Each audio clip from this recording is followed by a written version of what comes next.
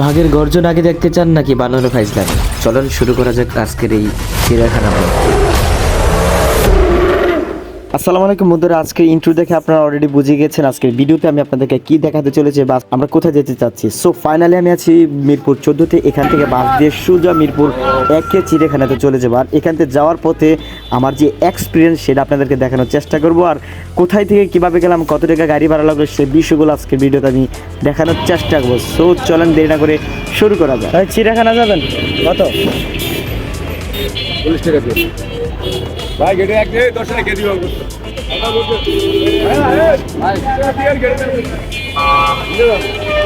গেটে দিতে গেলে 10 টাকা লইয়া যাও না দেখলেই কতটা বুঝছেন?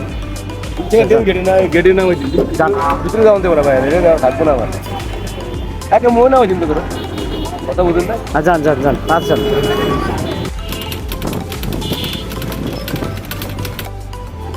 আর এই হচ্ছে আমাদের ঢাকা শহরের করুণ অবস্থা। আমরা যেখানে সেখানে ময়লা ফেলি, আমরা আমাদের রাস্তাটাকে আমরা ব্লক করে ফেলি। আর এগুলা দেখে আসলে আমরা কি বলবো,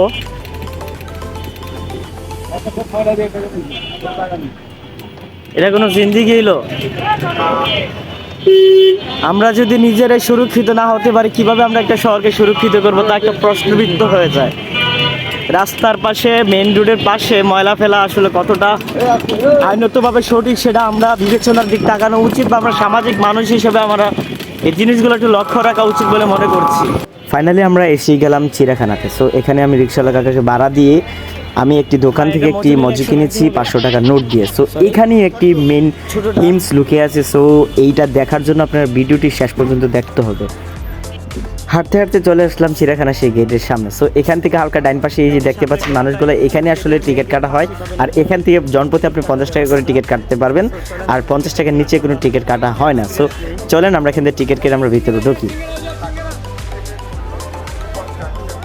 টিকিট তো ঠিকই কেটেছি, বাট সবচেয়ে বড় সমস্যা হচ্ছে আমি যখন ভিতর ঢুকছি এই মুহূর্তে আমি ভিডিওটি রেকর্ড করতে পারিনি, আমার মোবাইল স্টোরেজ ফুল হয়ে গিয়েছিলো। সো তারপর ঠিকঠাক করে যখন আমি যাচ্ছিলাম যে ব্যাক করে আবার ঢোকা যাবে কিনা, সিকিউরিটি গার্ডকে জিজ্ঞাসা করেছি, উনি আসলে নিষেধ করেছে, তাই দুঃখজনকভাবে আপনাদেরকে এন্ট্রি শটটা দেখাতে পারিনি।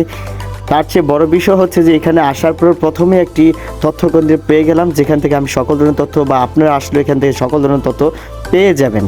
রাইট নাও এই তথ্যকেন্দ্রের ঠিক বাম পাশেই রয়েছে হরিণদের স্থান। এখানে হরিণ দেখার জন্য কী পরিমাণ মানুষ যে ভিড় করছে, এটা দেখে তো আমারও একদম উৎসাহ জেগে গিয়েছে যে আমি নিজেও দেখবো ফেস টু ফেস। আসলে যেমন কথা তেমন কাজ হওয়া চাই, তাই ভাবলাম তাদের সাথে একটু শরিক হই হরিণ দেখার জন্য। আর হরিণগুলো দেখতেও খুব ভালো লাগছিল, যদিও তাদের সাথে কথা বলার সুযোগটা পাই নাই, তাই ভয়েস ওভার দিয়ে কথা বলছি। সো গাইস, আসলে ভিডিওটা আপনাদেরকে তেমন ভালোভাবে দেখাতে পারছি কিনা আই ডোন্ট নো। সো চলেন আমরা বাকি ভিডিওগুলো দেখার চেষ্টা করি।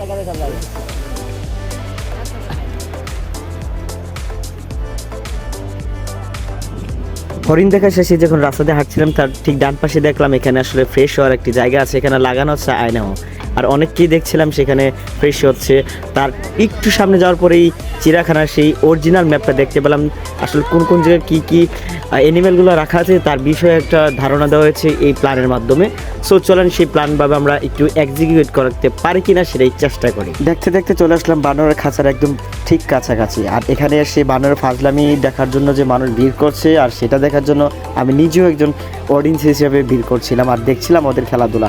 সো তারপরে যে বিষয়টা চোখে লাগলো সেটা হচ্ছে এখানে একটি বানর দেখলাম এই খাঁচার ঠিক বাহিরে একদম মুক্ত আকাশে ঘুরে বেড়াচ্ছে। আসলে কখন কাকে অ্যাটাক করে বসে সেটা নিয়েও চিন্তিত ছিলাম।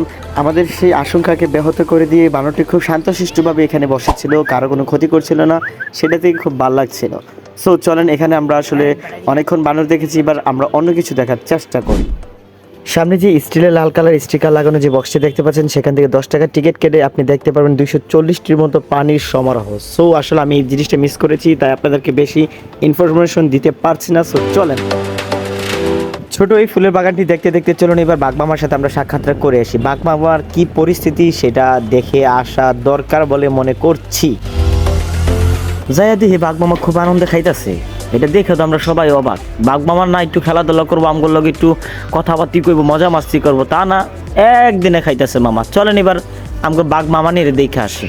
কি কম দুঃখের কথা, এদিকে বাঘ মামানির জন্ম তারিখ দেখতে দেখতে মামানির খুঁজতেছি, মামানির খুঁজতে খুঁজতে চায়া দিয়ে মামানি খুব মনে ভাব লইয়া একবারে খাটের উপর বই আছে। আর মামানি যে কি পরিমাণ ভাবটা লইতেছে, মামানির এত টাকা ডাকতেছি কাছে হওয়ার লাগিয়া, মামানি তাই বই না।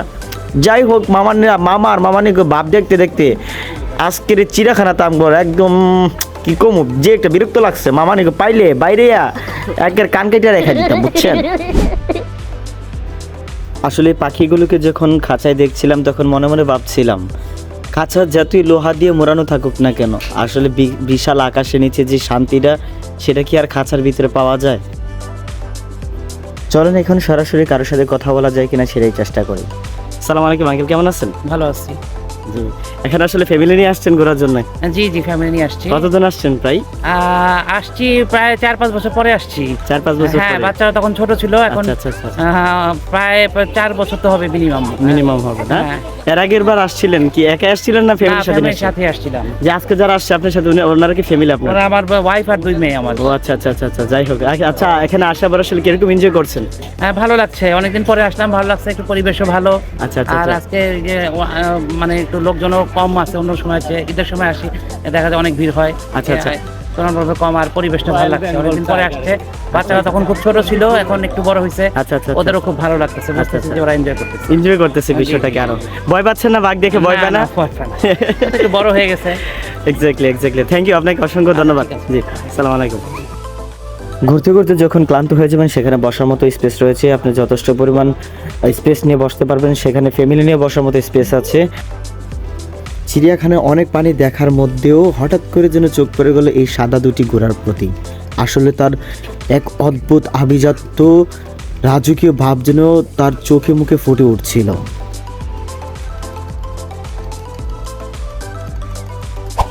অনেকক্ষণ ঘোরাঘুরির পরে হঠাৎ করে চোখ গিয়ে পড়লো একটি ঝিলের মাঝখানে। ভাবছিলাম এটা কি আসলে চিড়িয়াখানা আন্ডার ভিতরে পড়েছে কিনা, সেই নিয়ে টেনশন হয়েছিলাম। না, দেখলাম আসলে চিড়িয়াখানার মধ্যেখানে এত সুন্দর একটি ঝিল। সেখানে গিয়ে আসলে সেখানকার পানি দেখে চোখ যেন জুড়িয়ে গেল। কি নেপলেট দেখে অবাক হচ্ছেন? ঠিক আমি অবাক হয়েছিলাম, বাট বিষয়টা একটু উল্টো ঘটেছে। এতদিন আমরা কালো কাক দেখেছি, বাট আজকে দেখব ঠিক সাদা দগদগে কাক।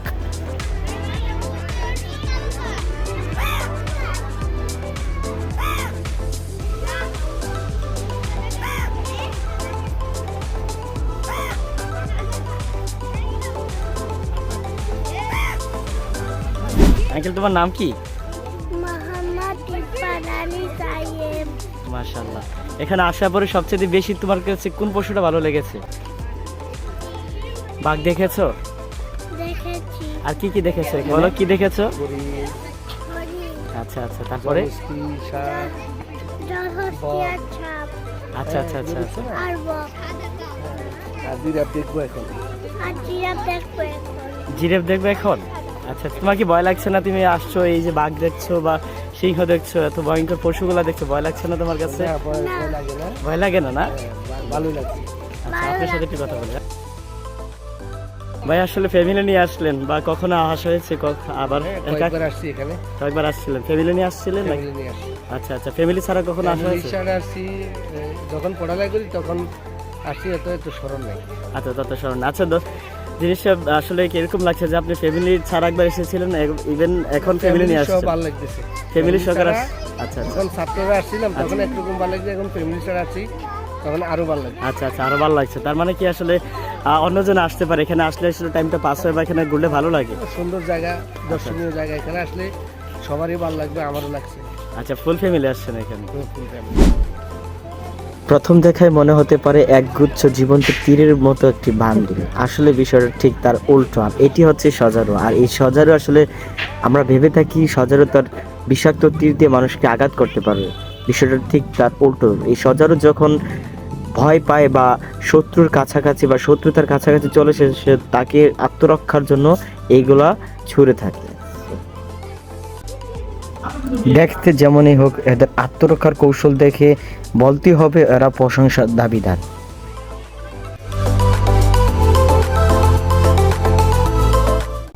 জানলে অবাক হবেন, এই জলহস্তি কিন্তু স্থলে এবং কি জলে দুই জায়গায় অধিক গুণে শক্তিশালী। আর আফ্রিকার বন্যপ্রাণীদের সবচেয়ে মৃত্যুর হার হচ্ছে কেন এই জলহস্তির আক্রমণে। আসলে সিংহ আর বাঘ যতটুকু না ক্ষতি করে তার চেয়ে অধিক গুণে ক্ষতি করে হচ্ছে এই জলহস্তি। দেখে মনে হচ্ছে কতই না সে ভদ্র আর কতই না সে নম্র।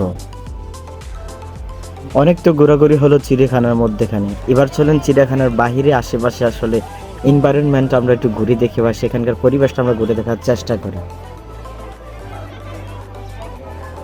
চিড়িয়াখানার বাইরের যে স্থানটি পাবেন সেখানে আসলে বাচ্চাদের খেলনা থেকে শুরু করে বড়দের আসবাবপত্র বা কসমেটিক্স থেকে শুরু করে সেখানকার ফাস্ট ফুড বা স্ট্রিট ফুডগুলো আপনারা পেয়ে যাবেন, খেতে পারবেন।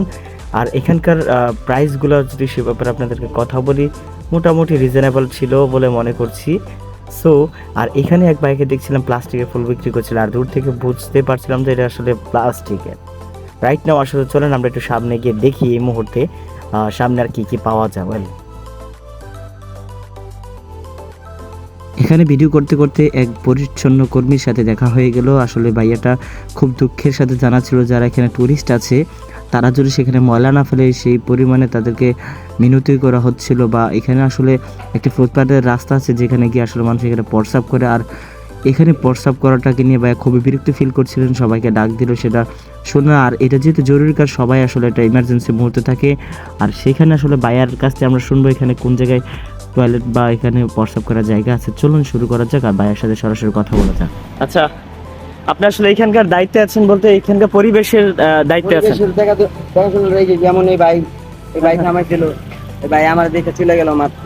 আচ্ছা আচ্ছা আচ্ছা আচ্ছা। ওনার এখানে উদ্দেশ্য প্রস্রাব ভাই দাঁড়াইছিল লোক প্রস্রাব করতে।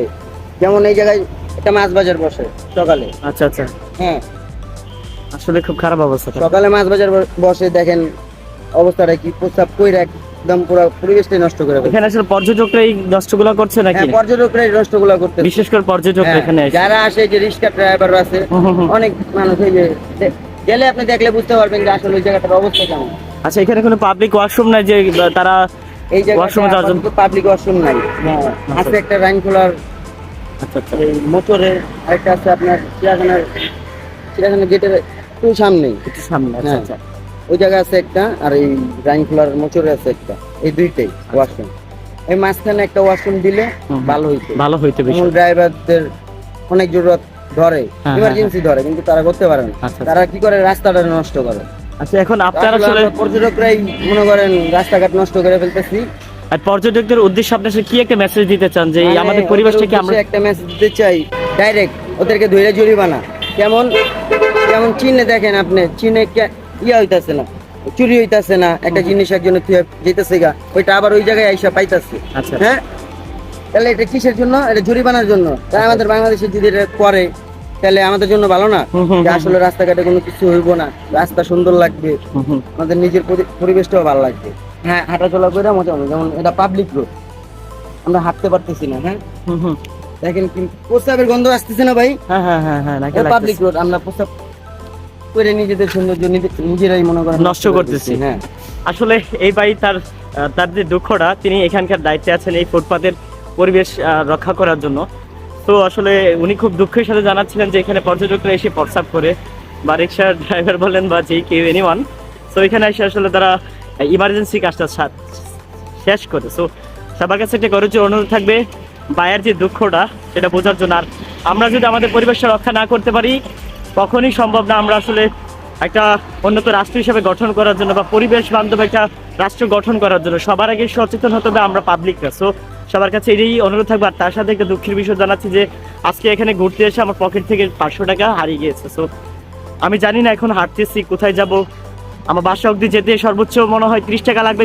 ওই টাকাটা আছে, বাট আমি যে ডাকে এসে চলবো কিছুদিন, সেই টাকাটা আমার কাছে নাই। বিষয়টা দুঃখের সাথে জানাচ্ছি। যাই হোক, ভাগ্যের যা লেখা থাকে তাই তো হবে, এটাই মেনে। এখান থেকে ওই মোড়ে যাইতে কয় টাকা গাড়ি ভাড়া লাগবো? 30 টাকা। মানে ওই যেখান থেকে আমি মিরপুর 14 নম্বর যাবো, জাস্ট সামনে স্টার সিনেপ্লেক্সের যে মোড়টা আছে না, 20 টাকা লাগবে। 20 টাকা লাগবে। বিষয় হচ্ছে যে আমি বলি আপনাকে, আমার কাছে একদম 12 শর্ট আছে মাত্র সর্বোচ্চ মনে হয় 40 টাকা। তো এই পর্যন্ত যাওয়া লাগবে, আবার কিছু খাওয়া লাগবে। আমি একটু বিপদে পড়ছি, কি 500 টাকা ভাঙাইছিলাম, চিড়িয়াখানা ঢুকছি ঘুরতে, টাকাটা পড়ে গেছে। আমি যদি কাইন্ডলি যে আমি আপনাকে 10 টাকা দিয়ে আপনি আমাকে নামাই দেবেন 10 টাকা। হ্যাঁ যদি আপনার টাকা না থাকে নামাই দিব সত্য কথা বললাম আপনাকে, মিথ্যা কথা না। ক্যামেরা অন দেখে আর বিষয়টা এরকম না। ক্যামেরা বিষয় নিও না দাদা, আপনার যদি টাকা না থাকলে আমি তো এমনি নিয়ে যাবো, কারণ একজনের তো টাকা না থাকলে তো উপকার করতে হবে। আচ্ছা আচ্ছা আচ্ছা, তাহলে রাস্তা তো ফালা খাওয়া যাবে না। আচ্ছা আচ্ছা আচ্ছা ঠিক আছে। না আমি আপনাকে রিকোয়েস্ট করলাম এই কারণে, আমার একটু পায়ে একটু পেন হচ্ছে, তো এই কারণে। রিকোয়েস্ট করতে হবে না, আপনি গেলে সমস্যা নেই, বুঝতে পারেন। আচ্ছা আচ্ছা ঠিক আছে, থ্যাংক ইউ। সমস্যা নেই, নিয়ে যাবো আমি। আসলে বিষয়টা খুব ভালো লাগলো। ধন্যবাদ জানাচ্ছি এই সৎ হৃদয় মানুষদেরকে। আসলে তারা যে না থাকতো আজকে এই মানবতা থাকতো না।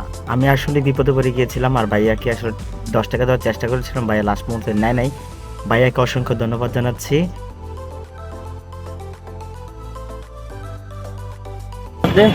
আমার কাছে একটা টাকা না ছিল। ভাই, সমস্যা নেই, আপনি বাসা যান। না, না, রাখেন। না ভাই সমস্যা নেই, আমার কাছে রাখেন। আরো 20-30 টাকার মতো আছে, ওইটাতে আমি চলতে পারবো, না সমস্যা না নেই। চল না, আপনি রাখেন, সমস্যা নেই। আপনার যাইতে গেলে আরো 10 টাকা লাগতে পারে। আচ্ছা আচ্ছা সমস্যা ভাই, নেই, আপনার আপনি- নামটা কি?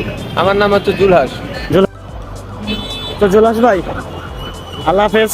আপনার প্রতি শুভকামনা রইলো। আপনার দেশের বাড়ি কোথায়? আমার দেশের বাড়ি দিনাজপুর, দিনাজপুর। কাঞ্চনমা থানা। আর দিনাজপুরতে যারা ভিডিওটি দেখছেন সবাইকে অসংখ্য ধন্যবাদ। আজকের মতো ভিডিও এই পর্যন্ত। সবাই ভালো থাকবেন, সুস্থ থাকবেন। আল্লাহ হাফেজ।